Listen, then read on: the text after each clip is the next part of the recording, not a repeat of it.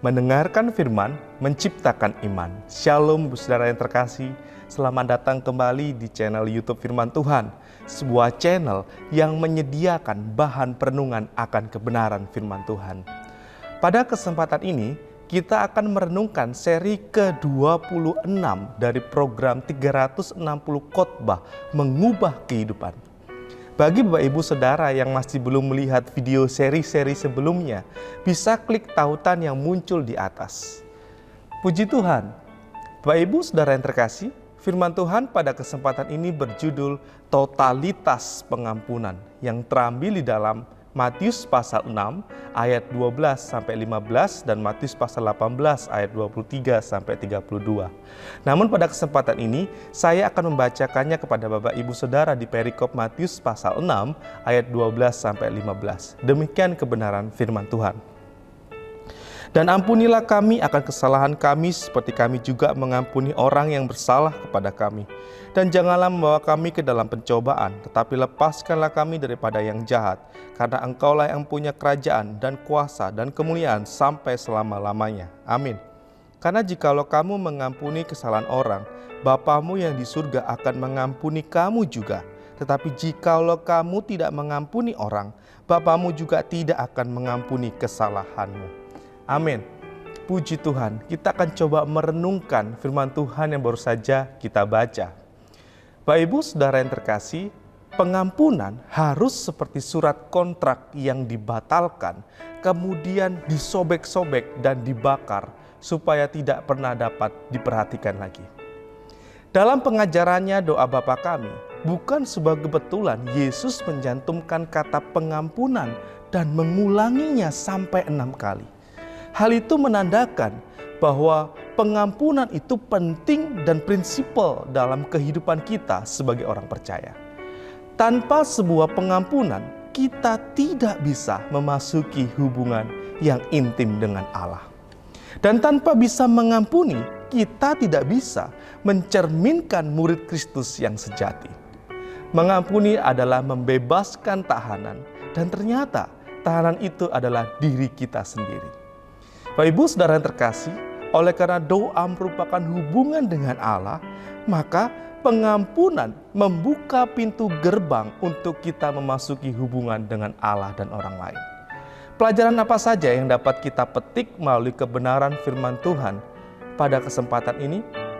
Pelajaran pertama ialah Allah telah memberikan pengampunan secara total kepada kita. Pelajaran pertama ini didasari oleh Matius pasal 18 ayat 23-27 dan 32. Bapak Ibu Saudara yang terkasih, merdeka adalah sebuah kata-kata yang diharapkan dari semua orang. Sebab dari kemerdekaanlah maka seseorang dapat mengalami kebebasan untuk menentukan sikapnya dan jalan hidupnya. Tuhan bukan hanya memanggil kita untuk mengalami berkat-berkat-Nya, tetapi Tuhan juga memanggil kita untuk mengalami kemerdekaan dari dirinya. Yesus menjelaskan tentang bagaimana langkah-langkah menegur saudara seiman yang sedang melanggar dalam dosa. Dan di tengah-tengah percakapan tersebut, Petrus menanyakan perihal mengampuni. Tradisi Yahudi, tingkat pengampunan yang sempurna sebanyak 3 kali. Dan Petrus menunjukkan tingkat pengampunan yang tertinggi, yaitu sebanyak 7 kali. Yesus menegaskan tentang pengampunan secara total dan tak terbatas. Bapak Ibu Saudara yang terkasih, Allah telah menganugerahkan pengampunannya yang sempurna dan melimpahkannya di atas kehidupan kita. Allah telah menghancurkan kuasa dosa di atas kayu salib. Dan ketika mengampuni seluruh pelanggaran kita, Ia tidak mengingat semua pelanggaran kita. Ia telah membebaskannya melalui pengorbanan anaknya di kayu salib. Bapak Ibu Saudara yang terkasih, suatu kali dikisahkan seseorang didatangi iblis. Ia membawa seluruh daftar dosa yang pernah diperbuat oleh orang tersebut. Dengan kuasa dan cat merah, orang tersebut menyilang daftar dosa tersebut dan ia mengatakan bahwa oleh darah Yesus semua dosa dan pelanggaranku sudah dibebaskan. saya sekarang adalah ciptaan baru yang hidup penuh anugerah untuk mengerjakan keselamatan yang telah saya terima. Ibu saudara yang terkasih, dosa menghalangi kita berdoa, dan berdoa mematahkan setiap kuasa dosa. Ketika kita masuk dalam hadirat Allah, kita harus memohon pengampunan atas semua dosa yang kita perbuat. Dan dengan iman, kita telah menerima pengampunan tersebut. Dengan demikian, kita bebas dengan keberanian menghampiri tahta Allah, serta menikmati anugerahnya yang begitu luar biasa. Pelajaran yang kedua yang dapat kita petik melalui kebenaran firman Tuhan, kali ini Allah menuntut kita memberikan pengampunan secara total kepada orang yang bersalah kepada kita. Pelajaran kedua ini didasari oleh Matius pasal 6 ayat 11 dan Matius pasal 18 ayat 29-30. Ibu saudara yang terkasih, kita seringkali diperhadapkan dalam konfrontasi dengan orang-orang terdekat di sekitar kita. Suami, istri, mertua, menantu, rekan bisnis, bahkan anggota gereja. Mereka mungkin adalah orang-orang yang membuat emosional kita terkuras habis. Tetapi kita perlu menyadari bahwa kehidupan ini merupakan laboratorium untuk mempraktekkan kasih Allah yang Tuhan berikan dalam kehidupan kita. Ibu saudara yang terkasih, dalam perumpamaan ini, Yesus menegaskan tentang sikap mengampuni orang lain. Mengampuni kepada orang lain harus dilakukan dengan tanpa batas dan tanpa syarat. Sebab kesalahan yang mereka perbuat itu tidak sebanding dengan pelanggaran kita di hadapan Allah. Namun kecenderungan kita adalah mengingat-ingat dan sulit melupakan. Padahal pengampunan itu melupakan. Bapak Ibu saudara yang terkasih, ada sebuah nasihat yang perlu kita hayati secara baik-baik. Ketika kita sedang marah, supaya ketika kita marah, kita tidak berbuat dosa. Ketika kita marah, kita dapat menguasai diri. Ketika kita marah, jangan sampai matahari tenggelam, tidak berlarut-larut. Ketika kita marah, marah tersebut digerakkan oleh tujuan yang benar. Ketika kita marah, marah tersebut karena ketidakbenaran dan ketidakadilan. Bapak Ibu saudara yang terkasih, ketika kasih semakin menipis, maka kesalahan akan semakin menebal. Artinya, meskipun orang tersebut telah berbuat baik, maka selalu salah di mata kita. Sebuah indikator atas kualitas dari karakter kita ialah ketika bersedia mengampuni kesalahan orang lain kepada kita. Barangkali mereka telah merugikan kita, membuat kita tidak bahagia. Tuhan ingin kita seperti Dia yang mengampuni tanpa batas dan tanpa syarat. Pelajaran ketiga yang dapat kita petik melalui kebenaran firman Tuhan kali ini ialah Allah membatalkan pengampunan atas kita apabila kita tidak bersedia mengampuni secara total. Pelajaran ketiga ini didasari oleh Matius pasal 18 ayat 32-35. Bapak Ibu saudara yang terkasih, munculnya berbagai penyakit seperti halnya kanker, stroke, liver, tekanan psikologis dan terkadang hal-hal yang lainnya terjadi oleh karena tidak bisa mengampuni.